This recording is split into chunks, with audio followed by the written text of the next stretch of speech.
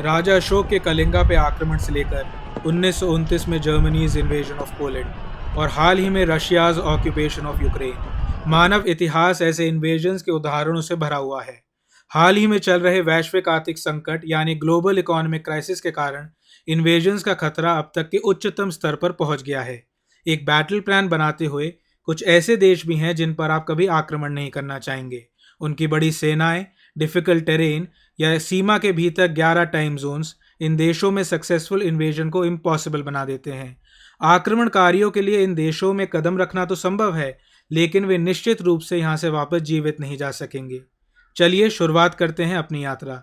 सबसे पहले हम बात करेंगे अफगानिस्तान की। हाल ही में अफगानिस्तान चर्चा में था क्योंकि यूनाइटेड स्टेट्स को 20 इयर्स ऑफ वॉर में विफलता का सामना करना पड़ा। इससे पहले सोवियत संघ और ब्रिटेन ने अपनी कोशिश में शिकस्त पाई थी। इसलिए अफगानिस्तान को ग्रेवयार्ड ऑफ एम्पायर्स कहा जाता है।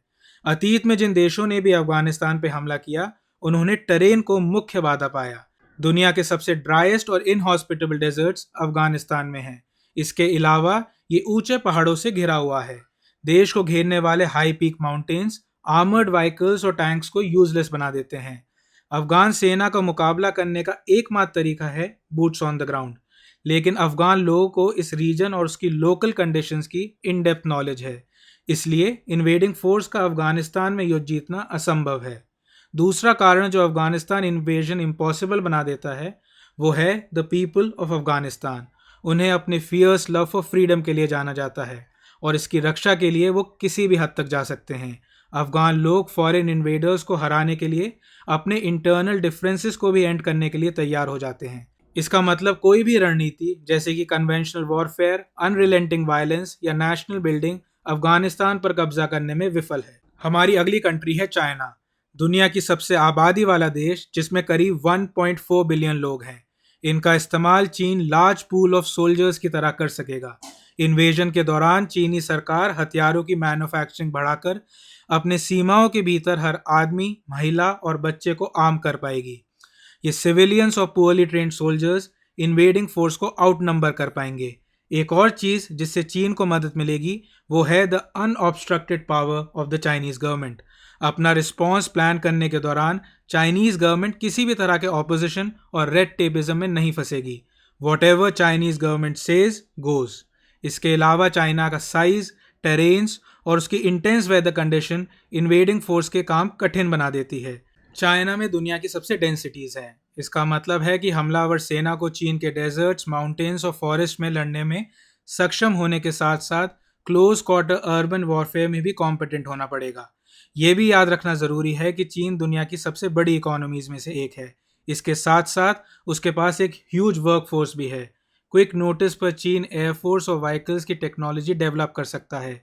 इससे यह अनुमान लगाना आसान है कि चाइना के पास एक इन्वेडिंग फोर्स को रेजिस्ट और डिफीट करने की क्षमता स्थित है। और इन सब में सबसे महत्वपूर्ण है चाइना का last line of defence, 350 nukes जो उन्होंने अपने बॉर्डर्स के विद इन स्टॉक पाइल करे हुए हैं। नेक्स्ट हम उस देश की बात करेंगे जो चीन के साथ बॉर्डर शेयर करता है और अफगानिस्तान के नज़दीक है और हमारे दिल के करीब, हमारा प्यारा भारत। इंडिया की टोपोग्राफी उसे इन्वेडिंग फोर्स से फोर्टिफाई करती है। हमारे उत्तर में हिमालय, पश्चिम में रेगिस्तान, पूर्व में इंटेंस फॉरेस्ट और दक्षिण में समुद्र स्थित है।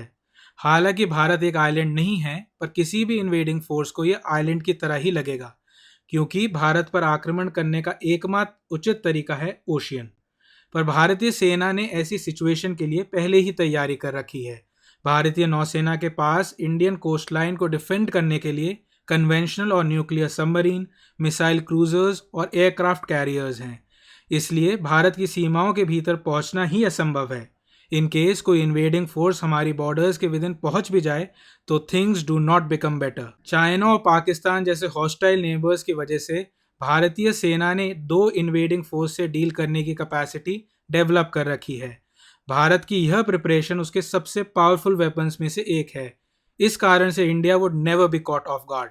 अगर एक प्रतिद्वंदी सेना भारत पर आक्रमण करने का फैसला करती भी है तो उनके टैक्टिकल ऑप्शंस लिमिटेड होंगे। भारत के नॉर्थ में हिमालयाज एयर अटैक और ग्राउंड अटैक का विकल्प छीन लेते हैं। हमें यह भी नहीं भूलना चाहिए कि चीन के करीब भारत की जनसंख्या 1.4 बिलियन है और हमारे पास 160 न्यूक्लियर हेड्स का स्टॉक पाइल है। अब बात करते हैं दुनिया के सबसे बड़े देश की। ये देश लगभग 11 टाइम जोन्स और 2 कॉन्टिनेंट्स में फैला है। हम बात कर रहे हैं रूस की। इतिहास ने हमें दिखाया है कि रूस को सफलतापूर्वक इन्वेड और सबड्यू करना असंभव है। 1812 में नेपोलियन को और दूसरे विश्व युद्ध में एक्सिस पावर्स को रशिया इन्वेजन करते समय शिकस्त मिली थी। इसके कई कारण हैं। सबसे पहला है रशियाज टोपोग्राफी। इस देश के नॉर्थ में आर्कटिक है, जो रशिया का कंप्लीट इन्वेजन इम्पॉसिबल कर देता है। Russia's landscape is brutal. इसका अधिकांश पार्ट होस्टाइल, कोल्ड और ड्राई है। रूस का आकार विशाल है, इसलिए इन्वेडर्स को एक ही समय पर 11 अलग टाइम जोन्स पर जीत हासिल करनी पड़ेगी। लेकिन इस लैंडस्केप से भी ज़्यादा इन्वेडिंग कंट्री का हार का कारण होंगे द पीपल ऑफ रशिया। रूसी लोग अपने घरों को इन्वेडर के हाथ पड़ने से पहले ही खुद ही तबाह कर देते हैं। जहाँ तक रूस की आर्मी का सवाल है, इनकी स्ट्रेंथ 1 मिलियन से भी ज़्यादा है और रूस के पास 1600 से अधिक न्यूक्लियर स्टॉक पाइल है। आखिरी कंट्री जिसकी हम बात करेंगे, उसे इन्वेड करना इम्पॉसिबल है। यूनाइटेड स्टेट्स ऑफ अमेरिका में किसी भी इन्वेडर को अमेरिकी सेना के साथ साथ 330 मिलियन अमेरिकन का भी सामना करना पड़ेगा। अमेरिका में लोग कम और हथियार ज़्यादा हैं। कई यूएस स्टेट्स में अमेरिकन को खुद के वेपन डिज़ाइन और डेवलप करने की अनुमति है। इसका मतलब है कि हर अमेरिकन मिलकर खुद के बैंड ऑफ सोल्जर्स बना सकता है। यूएस के पास दुनिया के सबसे बेस्ट ट्रेंड और वेल इक्विप्ड मिलिट्री है। अगर न्यूक्लियर स्टॉक पाइल की बात करें तो यूएस में 3750 से अधिक एक्टिव और इनएक्टिव न्यूक्लियर वॉरहेड्स हैं। इसके अलावा भी कई कंट्रीज़ हैं जिन्हें कॉन्कर नहीं किया जा सकता। आप कमेंट सेक्शन में उन देशों को मेंशन कर सकते हैं जो आपकी राय में इनकॉन्करेबल हैं। धन्यवाद।